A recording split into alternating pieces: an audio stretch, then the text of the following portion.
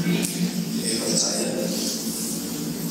Malam ini sebetulnya saya membawakan kisah dalam yang Maria dari bulan Februari. Jadi itu sudah berhubungan dengan. Tapi ini akan dibawakan oleh WFI nanti minggu depan. Saya malam ini akan memberikan pelajaran tentang bagaimana menjadi orang-orang pilihan Allah yang selama ini hidup di dalam firman. Oleh sebab itu, karena waktu tidak panjang dan materinya cukup panjang, maka saya akan untuk membaca bersama-sama kitab suci Kolose. Kalau kitab suci apa panjang ayatnya? Kolose 3 ayat 12 sampai dengan 17. Kita pergi.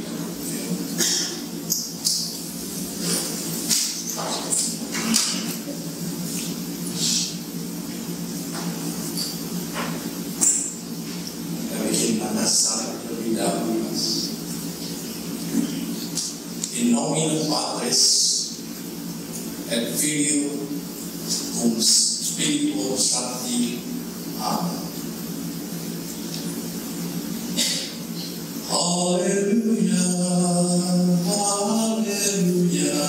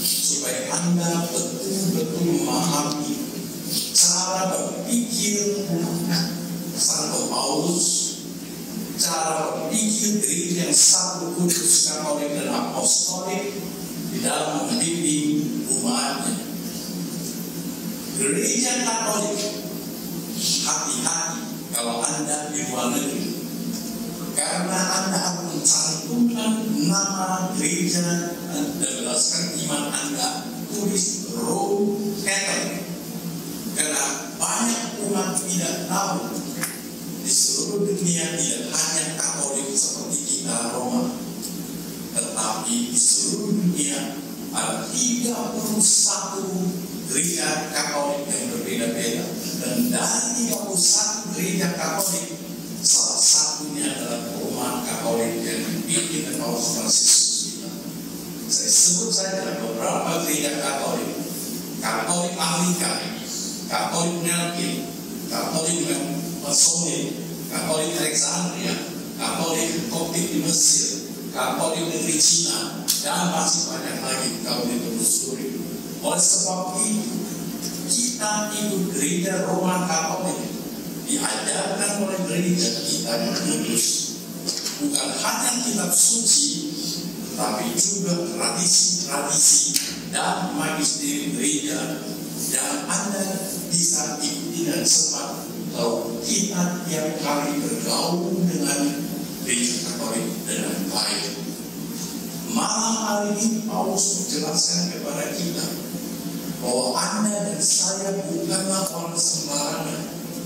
Anda dan saya tanpa disadari telah dipilih oleh Tuhan untuk menjadi utusan-utusan Tuhan, melakukan apa yang Tuhan kehendaki.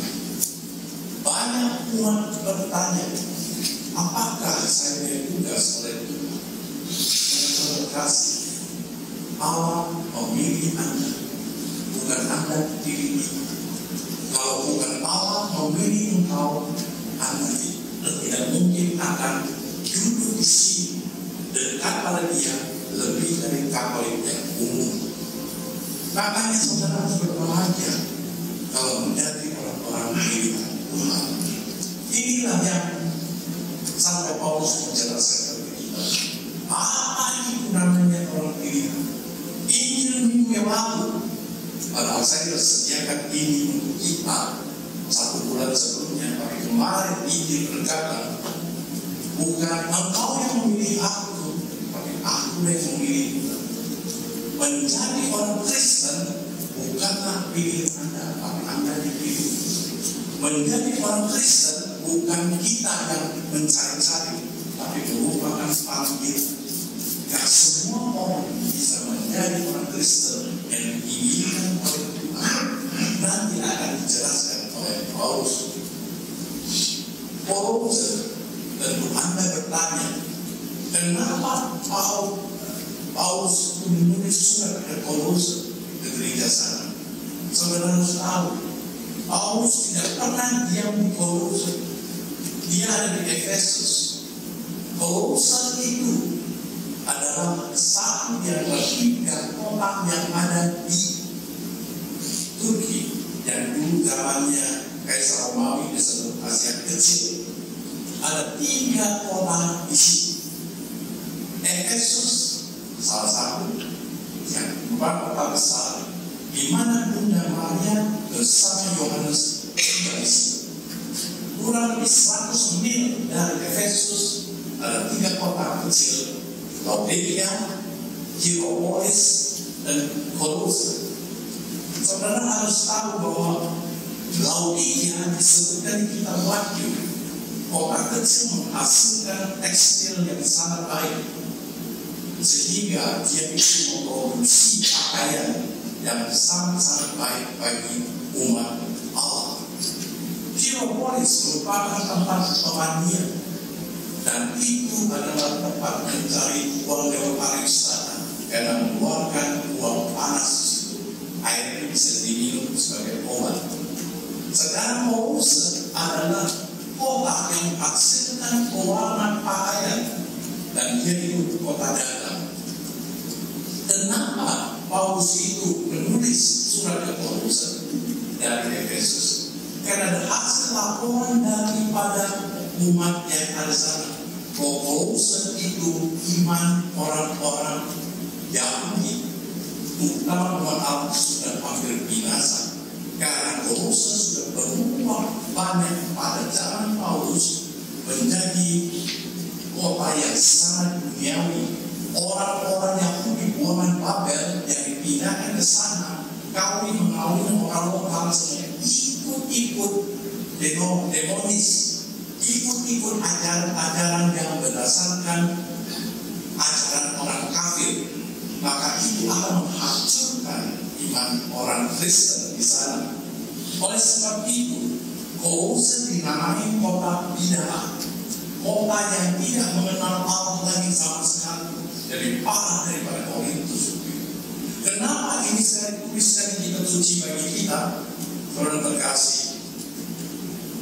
Karena Kolose itu banyak sekali terjadi hal-hal yang sangat bertentangan dengan banyak pemuja-pemuja setan, banyak pemuja-pemuja roh. Di sini bidah itu berlangsung persis di beberapa tempat di negeri China. Di mana-mana ada roh, di angka ada roh, pohon ada roh, kolam ada roh, awan ada roh. Semua benda itu didiami oleh roh, dan mereka tidak mengenal Allah.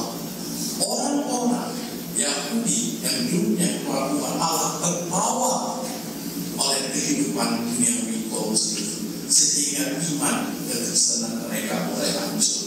Itulah Paulus dengan tegas menulis surat ini ke orang Kolose supaya menghancurkan ajaran bidah yang ada di Kolose, orang-orang ajaran Paulus.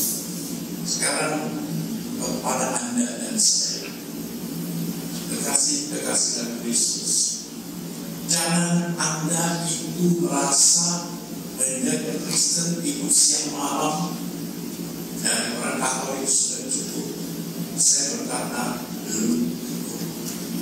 Anda diminta oleh gereja melalui para rasul supaya bertindak. Maka tiap kali sewaktu misa kudus selesai, imam selalu berkata kepada kita, misa sudah selesai, pergilah engkau diutus. Diutus untuk apa?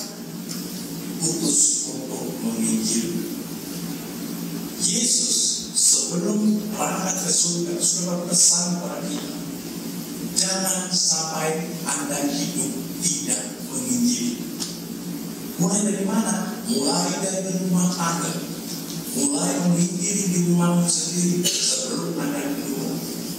Dan ini saya akan jelaskan satu persatu sesuai umat di Kolose. Karena itu, sebagai orang-orang pilihan Tuhan, terkasih, yang disebut pilihan Tuhan, banyak yang terpanggil, sedikit yang dipilih. Saya akan jelaskan arti pilihan. You are the chosen children of the God. Terpilih di antara semua umat yang ada di atas bumi ini.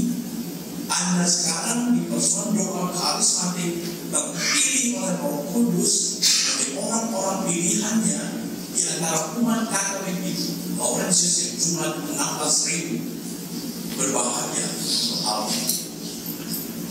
Pertama, yang disebut orang pilihan Allah adalah orang yang tidak pernah lari dari masalah, karena dia bukanlah pengecut. Orang pilihan Allah adalah pejuang. He is a warrior.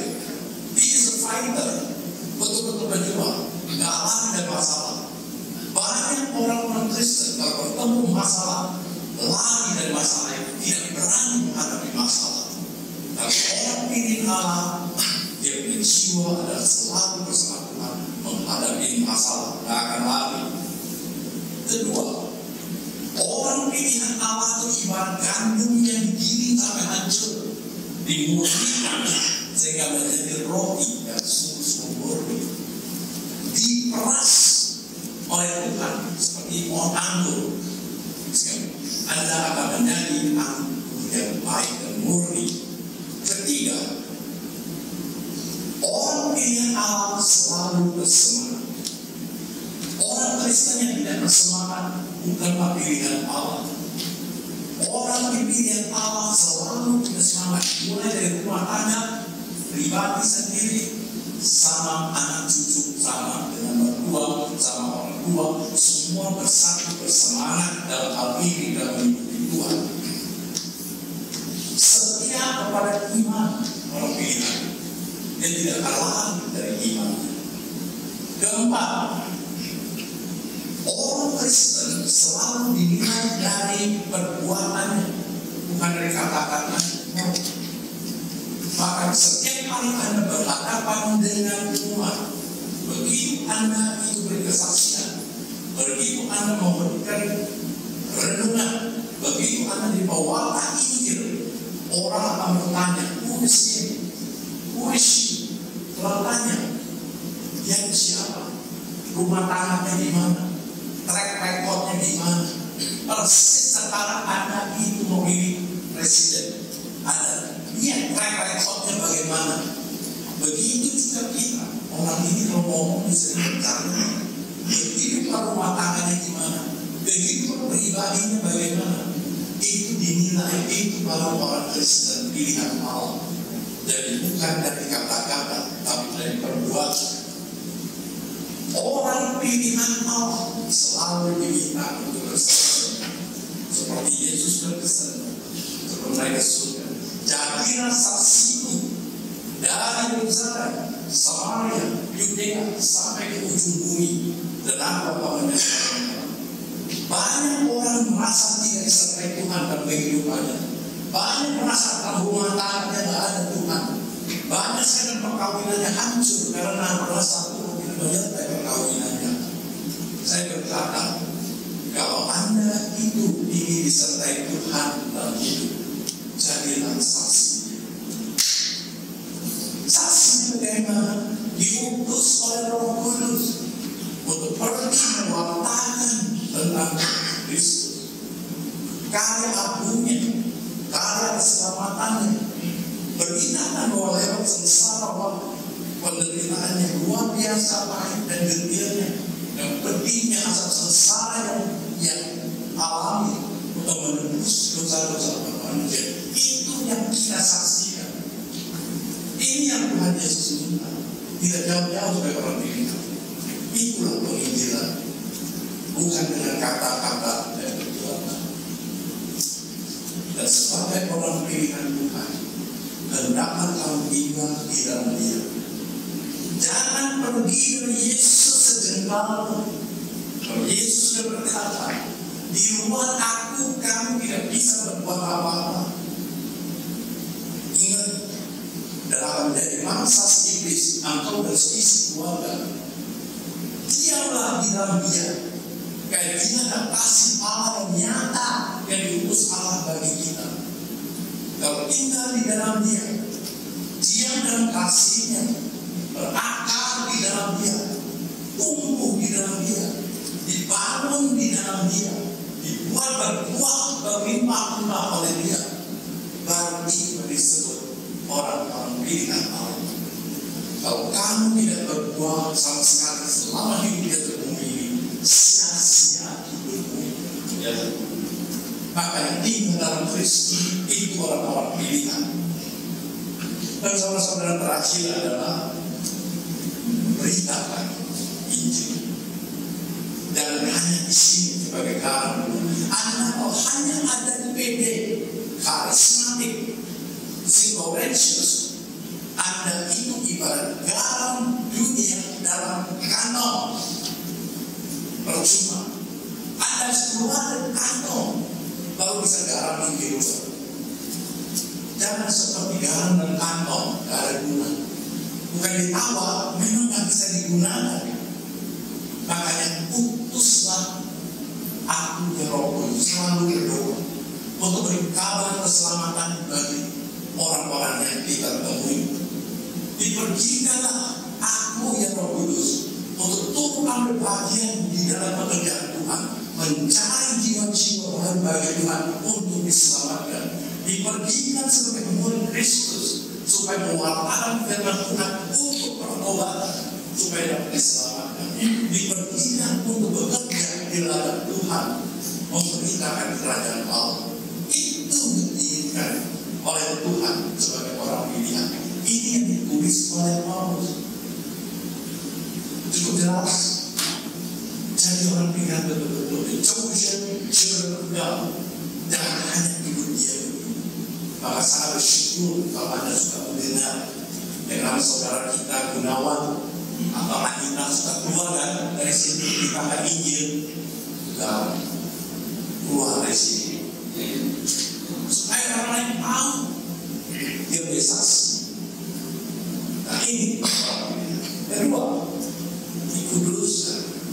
Bukan nyanyi-nyanyian itu dikudus itu. Apa artinya dikuduskan? Kudus itu sama kudus dan suci. Beda. Oh beda. Sama nggak? Halo? Apa bedanya Romi? Kudus dan suci sama nggak? Atau beda? Sama. Sama. Sama. Sama. Kudus itu bahasa Arab. Suci itu bahasa Sanskerta. Bahasa Inggrisnya Kowe. Gak ada bahasa Indonesia. Ingat kitab suci kita banyak sekali ambil dari bahasa Arab. Saya kasih tahu. Alkitab pun bahasa Arab, bukan bahasa Indonesia. Kita pakai pegangannya Alkitab. Saudara kita Islam pegangannya Al-Quran. Quran dan kitab sama. Quran itu bahasa Arab, kitab itu bahasa Sanskerta. Supaya ada tahu wajib apa yang ditulis di buku namanya kitab. Jadi banyak yang mesti kita pelajari.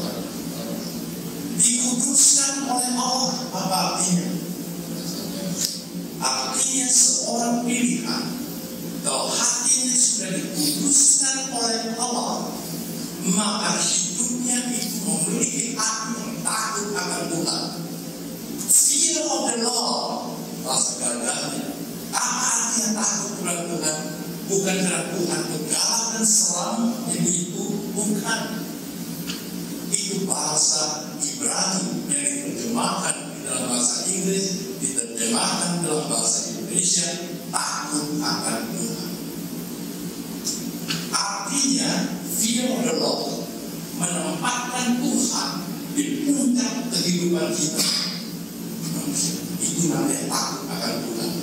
Itu ada di diri para rasul, orang pilihan Tuhan, senantiasa kalau dikuduskan selalu menempatkan Tuhan di puncak kehidupan. Itu dikuduskan. Kedua, apa artinya dikuduskan? Pikirannya, hatinya, dan seluruh tingkah lakunya menjauhi segala bentuk kejahatan. Kenapa Ayub itu nabi sangat dibenarkan oleh Tuhan? Dia hanya memiliki satu syarat dengan Tuhan. Kondisi yang dimiliki, dia memiliki hati yang takut akan Tuhan dan menjauhi segala kejahatan. Itu sudah dibenarkan oleh Allah. Maka saudara sebagai orang pilihan, Anda dikuduskan setelah Anda perhatikan itu. Pasti sebalik saya banyak dosa. Kasih tahu kepada Tuhan dosa-dosa apa Tuhan ampuni. Tuhan memarahi kerahimannya tak terselami, tak terbatas. Cuma dirinya Katolik memiliki satu syarat, kalau Anda itu membersihkan dosanya, masuklah ke dalam kamar pengakuan. Dan apa kata Tuhan Yesus kepada Santa Faustina, waktu itu masih suster, Faustina, itu orang mereka berdosa, masuk ke kamar pengakuan, sebelum tangannya itu pegang handle pintu, dosanya sudah diampuni oleh Allah. Yesus berkata kepada Faustina, kalau di hati kita ada niat untuk minta ampun sama Tuhan saja, belum mengaku dosa-dosa kita, sudah diampuni oleh Tuhan. Itu dari Tuhan kepada orang pilihan. Seperti Ayub juga, nabinya yang saleh hidupnya, yang jujur, Taurat, taat kepada Injil. Kalau saudara jadi orang pilihan Allah, dikuduskan oleh Tuhan, Anda pasti menjadi manusia yang taat, yang susah dari taat. Salah satu Bunda Maria diangkat sebagai Bunda Allah dan sebagai Ibu Tuhan Yesus Kristus di para Yahweh, karena dia adalah perempuan yang sangat taat kepada Yahweh. Aku yang susah hurufnya cuma 4 T-A-A-T, dibaca kiri ke kanan, atas bawah, bawah atas, dari depan dan belakang, berdoa punya taat. Kalau kita lihat kitab suci dari kitab Kejadian sampai ke Wahyu, yang diminta Allah cuma satu, taat. Lain. Dan inilah yang dipakai gereja Katolik. Ada cukup aparatnya, pastor romo-romo harus taat, dipindah ke mana-mana. Gak mau juga di hati kita tetap taat, ikut. Nah, orang pilihan oleh Tuhan, orang-orang yang dikuduskan Tuhan harus memiliki hak yang taat itu.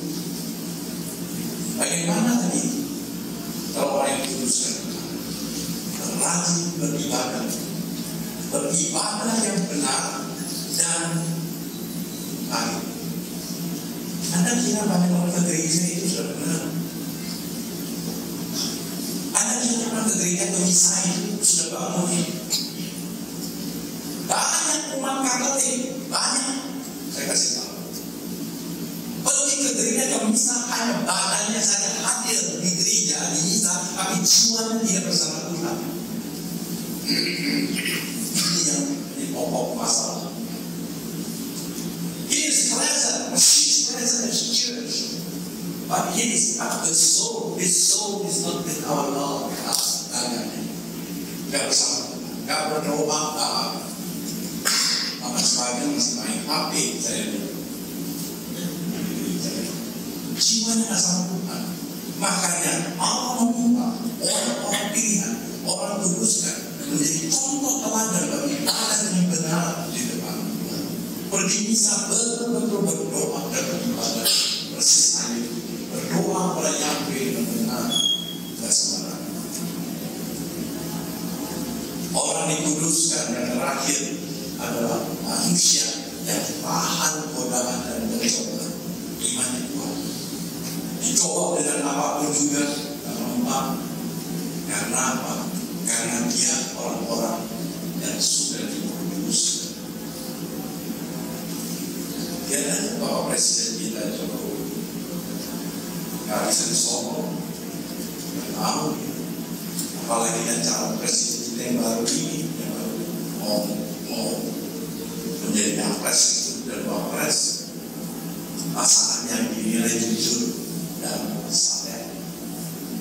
Saya bertanya kepada Anda, Yesus kudus kan? Jokowi kudus kan?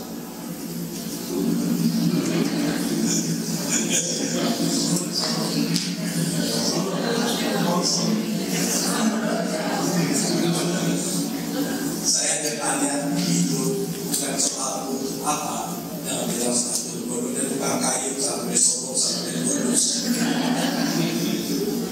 Saya mau menanyakan kenapa Yesus disebut kudus dan presiden kita yang mungkin saleh, jujur, anti konflik, tapi tidak dikuduskan.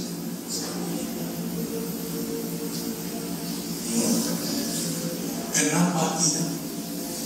Itu jadi pertanyaan. Karena semua orang itu dikuduskan oleh Tuhan. Tidak semua orang dipanggil Tuhan. Makanya Anda itu harus masuk seperti orang masuk lubang jalan kecil itu yang Tuhan Yesus kasih biasa. Berebut masuk ke desa-desa supaya jadi orang pilihan Tuhan, orang yang dikuduskan Tuhan, supaya kita mendapat belas kasihan Tuhan, diberi kasih. Terima kasih. Kita semua belum dikuduskan, belum kudus, harus minta setiap hari dikuduskan. Seperti yang saya bacakan, supaya jangan terperosok di dalam godaan dunia.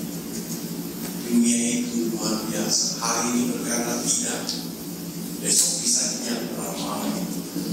Kuasa mamon itu luar biasa menggoda orang, selain goda-goda yang lain. Ketiga, Paulus bertulis apa? Orang dengan Allah yang dikuduskan oleh Tuhan selalu dikasih. Apa artinya dikasih? Ini orang yang dikasihi selalu dilengkapi dengan kasih karunia Roh Kudus. Memiliki buah-buah roh dalam hidupmu. Ada apa buah-buah roh di kitab suci? Anda akan memiliki karunia hikmat dan kebijaksanaan, karunia pengetahuan dan pengertian, sehingga Anda hidup bisa membedakan mana kebaikan dari yang jahat, mana itu kebenaran dari yang tidak benar. Persis Salomo hikmat itu hidup bijaksana depan manusia, hidup bijaksana pada Allah. Anda akan memiliki karunia bernubuat untuk hidup umat Allah dalam Anda bersaksi, memiliki karunia untuk menyembuhkan pada saat Anda merupakan pada sakit karena disembuh kalau memiliki iman yang besar. Anda akan memiliki karunia untuk iman, sehingga Anda punya iman makin hari makin tinggi dan makin baik, sehingga relasi kita dengan Tuhan itu makin erat, makin besar, makin intim, sehingga relasi kita dengan Bapa di surga dan Kristus dalam kita. Anda karunia lagi dengan karunia mengajar, karunia memimpin, karunia menjadi kepala dan bukan ekor. Itu karunia Allah yang tuliskan di 1 Korintus. Jadi orang ingin Allah yang kasih oleh Allah selalu dilengkapi dengan kasih karunia. Kalau belum dapat dari itu, minta oleh Roh Kudus, yang pasti akan menerima. Kedua, begitu kita dikasih Allah, kita diberi kuasa oleh Roh Kudus untuk menjadi anak Allah. Kalau sudah menjadi anak Allah, Anda tidak usah memikirkan soal hidup ini. Anda tidak akan kekurangan apapun, sehingga Anda bisa berseru-seru bernyanyi seperti saya setiap hari bernyanyi di Mazmur 23. Tuhanlah gembalaku, akan kekurangan-Mu. Anda masih merasa kekurangan, something wrong with you. Ada yang benar dengan Anda, kalau ada kekurangan. Dan Tuhan sudah jamin, kalau Anda dikasihi, persis orang tua mengasihi anaknya, anaknya gak bakal kekurangan. Kalau punya papa mama yang baik, itu baru papa mama baik. Apalagi Allah yang lebih baik dari papa mama. Apapun yang Anda minta kepada Dia dalam nama Tuhan, gak pernah tidak dikabulkan. Amin. 3. Anda sebagai orang dikasihi akan hidup dijauhkan dari segala ancaman bahaya. Kalau Anda sakit, pasti disembuhkan. Dikasih tahu, karena Anda dilindungi. Orang dikasih Allah itu tanpa terasa malaikat-malaikat melindungi Anda. Anda tahu kursi kosong, kelihatan Anda. Saya melihat banyak malaikat di sini. Saya kasih tahu, biar Anda kalau duduk di bangku kosong, malaikat dari dalam sofa lagi khotbah. Jangan ingin iman melihat dengan mata rohani. Apa yang dikelihatan oleh mata jasmani kelihatan oleh mata rohani. Bahkan oleh yang dikasihi Tuhan, malaikat Allah berkeliling berkemah dengan kita. Dan Allah itu tidak pernah melupakan kita. Orang kudus, orang pilihan, dan dikasih oleh Dia. Saudara terkasih, saya kasih kesaksian kecil saya sendiri. Sebetulnya saya tidak mau datang hari ini,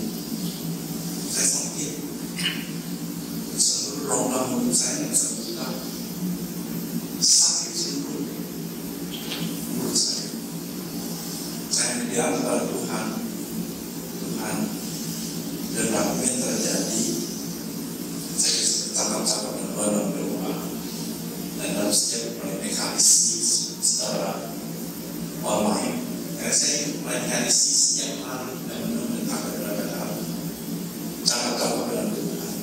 Dari sebab kamu doa bisa bisa. Tuhan bilang doa.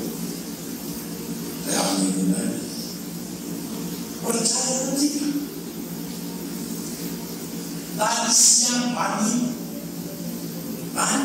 shower, dan 3 dan 4 karena saya habis ini sebelum saya mulai habis. Singkatnya, all my pain in my mouth disappeared. Seluruh sakit ini semua lenyap sampai sekarang, dan saya bisa berkhotbah dengan sampai hari ini. Saudara saya, sebentar ini. Kalau Anda itu dimiliki Tuhan dan Anda diberkati soal kecil apapun yang Anda minta, kamu Dia kasih. Jangan Anda heran. Jangan sangat Anda boleh herankan sebagai orang pilihan, sebagai orang yang diuruskan, sebagai orang kasih, tapi nggak pernah dapat apa-apa. Itu yang saya heran. Kalau saya dapat mujizat, dapat suatu miracles, dari Tuhan, anugerah, yang aneh, Anda harus dapat. Nggak bisa. Kalau Anda nggak dapat, something wrong with you. Saya kasih tahu. Usia opa ini nggak muda. Kalau opa ke saya umurnya berapa? Angpau nggak? Kasih tahu. 60 kasih angpau. Enak ada. Berapa Romi? Saya Romi. Hampir 80. Jadi bergaul dengan Tuhan, Tuhan dari umur. Dan umur itu hanya suatu angka bagi kita. Nggak ada muda, nggak ada terberusia. It's just a figure. Kalau hidup dengan Tuhan dan dari umur, saya kasih tahu. Dan kalau sudah sama dikasih dia apapun yang Anda minta, dia kabulkan. Saya kasih tahu. Dan saya alami. Dalam kesukaan pada kekurangan. Mahasiswa dengan firman Tuhan, belajar dari Tuhan itu mulai dari mana? Mazmur 23 itu. Tiap hari saya berdoa sampai saya ajar ke anak saya sampai cucu saya berjalan. Tuhanlah gembalaku. Itu yang saya tiap hari minta anak itu nyanyi pagi sampai malam. Akan ada kekurangan. Kesukaan juga. Saya nggak pernah minta Tuhan, minta ini, Tuhan minta ini. Biar tahu apa yang kita butuhkan. Hidup saya sekarang ini selalu bersyukur. Kami don't act like a beggar. Hidup orang pilihan Tuhan, orang kasih Tuhan, orang kuduskan Tuhan, bukan pengemis. Bukan pengecut, Anda itu fighter, Anda itu pejuang, warrior. Berjuang untuk Tuhan. Dan Anda itu harus setiap kali bersyukur. Nanti saya jelaskan bersyukur. Itu ketiga poin yang dikasih oleh Tuhan. Apa yang Paulus berkata? Kenakanlah belas kasihan, kemurahan, kerendahan hati, lemah lembut, semuanya ada perubahan. Anda punya semua itu. Ingat dan hafalkan dia, Tuhan, aku minta buah-buah Rohmu berlimpah-limpah dalam hidupku supaya aku dapat memuliakan Bapa dengan tindakanku dan tingkah lakuku, bahwa aku menceritakan maupun bekerja. Kasih, sukacita, damai sejahtera, kesabaran, kemurahan, kebaikan, kesetiaan, kelemah lembut, menguasai diri. 9 buah roh itu harus ada di dalam hati. Apa itu? Mulai dari kasih, buah pertama dari roh kudus, lalu datang kasih, sukacita, damai sejahtera, dan itulah yang dinamakan kerajaan Allah. Kerajaan Allah bukan soal makanan dan minuman, tetapi soal sukacita dan damai sejahtera, kebenaran dan keadilan oleh Roh Kudus. Maka minta buah-buah roh itu supaya memerintahkan hati kita, supaya kita bisa memuliakan Bapa di surga, meninggikan nama Yesus Kristus Putranya dengan buah-buah roh itu. Kasih saya udah gak bisa, tadi saya jelaskan satu persatu. Tuhan meminta kita bagi belas kasihan. Di zaman Paulus banyak orang susah, orang tua dicuekin, orang sakit dicuekin, yatim piatu, wanita semua dicuekin. Mereka lebih memperhatikan hewan-hewan, gak ada belas kasihan. Dan Yesus berkata apa? Aku tidak perlu korban bakaran, yang aku perlukan adalah belas kasihan. Minta kamu belas kasihan, supaya Yesus itu karakternya ada di kamu. Yesus adalah pribadi yang penuh belas kasihan, kasih karunia, lemah lembut, rendah hati, dan penuh kasih agape kepada Yahweh Bapa Yesus. Rendah itu saya bagi dengan belas kasihan. Jangan ada perutama kalau dia sesama susah. Masih ingat cerita tentang orang Samaria yang nolong orang yang dengan orang penyamun. Cerita-cerita itu benar belas kasih. Tuhan bukan itu. Ilham kekristenan itu menjalan ke semua tempat tentang belas kasih.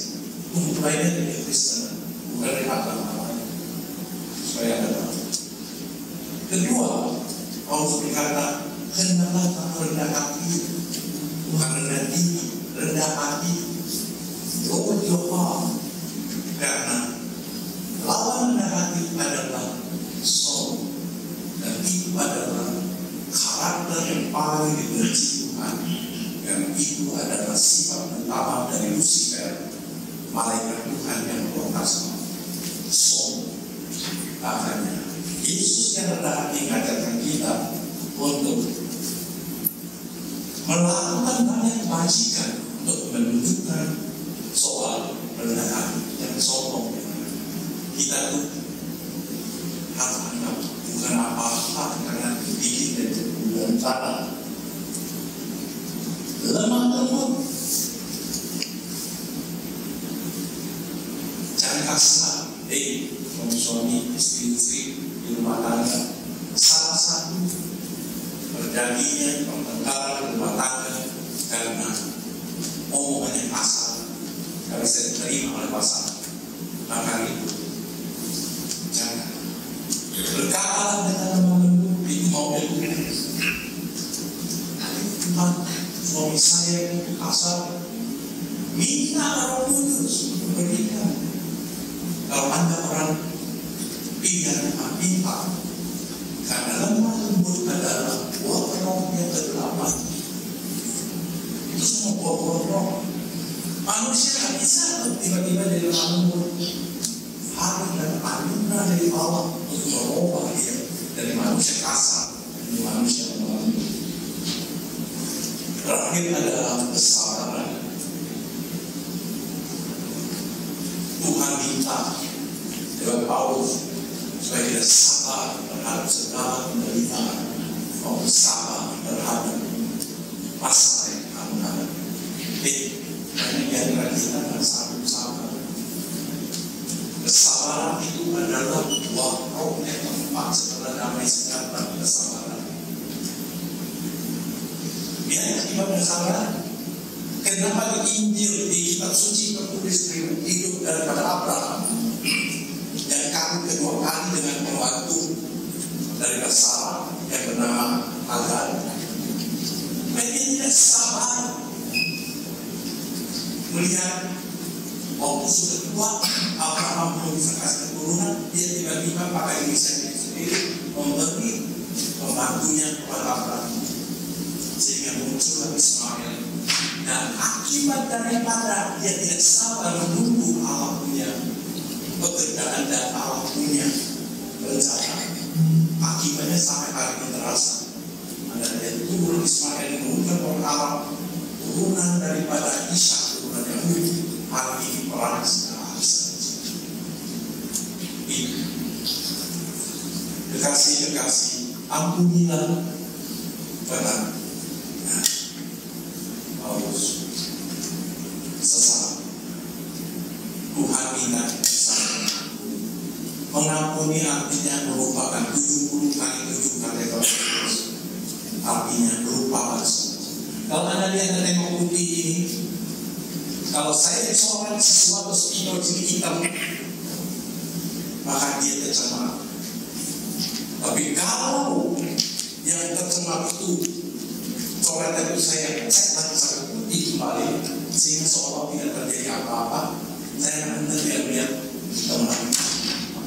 Artinya, kalau Anda bisa melupakan perbuatan sesamamu yang sangat menyakitkan sekalipun, melupakan, maka Allah pun akan melupakan semua dosa kita dari kandungan ibu kita sampai hari ini. Ampunilah, maka Allah akan mengampuni kita. Tuhan yang minta untuk perintah. Maka dikasih tahu Tuhan, hati kita, bahasa Inggris forgiving. Forgiving itu, kalau dia itu tidak spasi, forgiving adalah untuk pengampunan.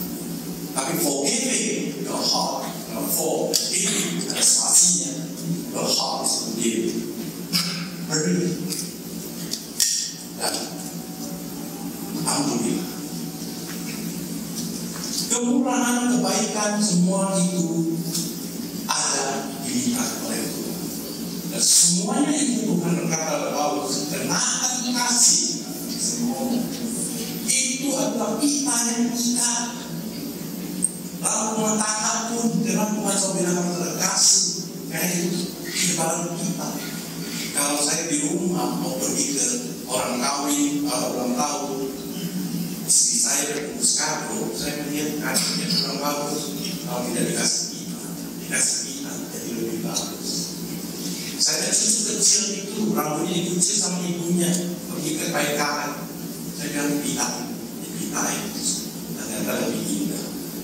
Jadi kasih itu ibarat kita yang bagus dan cantik yang mengikat di dalam kehidupan kita, dalam rumah tangga kita, dalam pergaulan kita. Janganlah engkau bapak-bapak ibu-ibu di rumah tangga menjadi cacing pita. Kalau betul-betul pita yang tidak mencacing pita. Terakhir, hendaknya damai sejahtera Tuhan memerintah dalam hidup kita, bukan dunia punya damai. Damai dunia itu hanya sebentar, akan sirna, tapi damai Kristus dan bersyukur. Perkataan syukur arti ayat 15, 16, 17 semuanya bersyukur. Bahasa Arabnya syukron. Kalau Anda pergi seperti ke India, sukriya. Indonesia tidak ada. Dan pakai bahasa Arab syukur. Bahasa Inggrisnya grateful. Give thanks with a grateful heart. Bersyukurlah dengan terima kasih dan syukur ini. Nyanyi rohani harus ada, masuk saudara, puji-pujian harus ada. Segala sesuatu yang kita lakukan kata Paulus itu, tolong lakukan semuanya dalam nama Tuhan Yesus. sampai mengisimu kepada dia. Allah tidak harus bukan dalam nama Yesus. Karena Yesus Kristus yang kuasa. Begitu kamu ngomong dalam nama Yesus terjadi dan terjadi. Penutup dari ini saya kasih kesaksian. Anak kami masih kecil, juga ibu bersama, sudah kecil sama ibunya kalau tanggal, saya jangan ngomong dan kata yang jelek, yang mulut tidak berkuasa dalam nama Yesus. Begitu kamu bilang monyet itu, itu semua orang.